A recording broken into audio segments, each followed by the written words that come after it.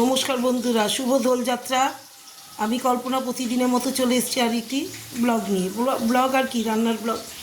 মা নার্সিংহোমে ভর্তি, জানোই তো, কিছু খাওয়া দাওয়া হচ্ছে না, শরীর খুব দুর্বল লাগছে, মানে শরীর খুব খারাপ, পেটটাও খারাপ, খেতে পাচ্ছি না বলে পেটটাও খুব খারাপ হচ্ছে। হ্যাঁ, খারাপ করছে, বারবার শুধু পটি হচ্ছে।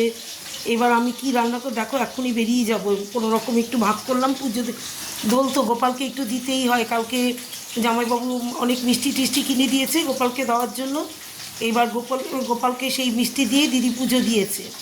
হ্যাঁ, দিয়ে তারপরে দেখো কি রান্না করলাম আজকেই না, এই এখানে গরম গরম ভাত করেছি, শুধু ভাত।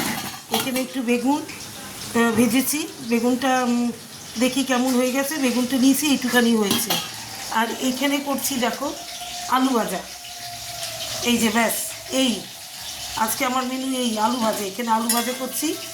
আলু ভাজাটা হলে ভাত খেয়ে তারপরে চলে যাব নার্সিংহোমে মার কাছে। সেই কোথায়, কত দূরে। হ্যাঁ, এই যে দেখো, সেই রাত্রে আস্তে আস্তে রাত্রে 10টা সাড়ে 10টা বেজে যায়। এই দেখো আলু ভাজা।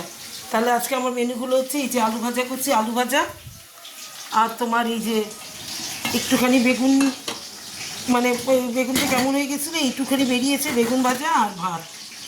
এই আজকে আমার মেনু। তাহলে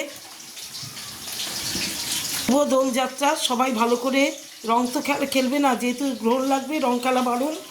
এর জন্য ঠাকুরকেও রং দেওয়া বারণ। আমরা আজকে আবির টাবির কিচ্ছু দিইনি গোপালকে, কোনো ঠাকুরকেই না, কারণ 9 ঘন্টা আগে দিতে হবে। 9 ঘন্টা আগে দিলে 3টে কততে লাগবে, তাহলে 6:30টার মধ্যেই দিতে হবে।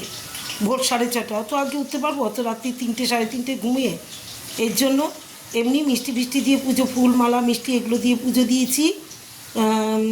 ফুলমালা মিষ্টি দিয়ে পুজো দিয়েছি গোপালকে, ঠাকুরকে মানে গুরুদেবকে দিয়ে। তারপরে একটু প্রসাদ নিলাম, নিয়ে এই যে রান্না করলাম, এখন খেয়ে আলু ভাজা ভাত খেয়ে বেরিয়ে যাবো একবার নার্সিংহোমে। তাহলে সবাই ভালো থেকো, সুস্থ থেকো, টাটা।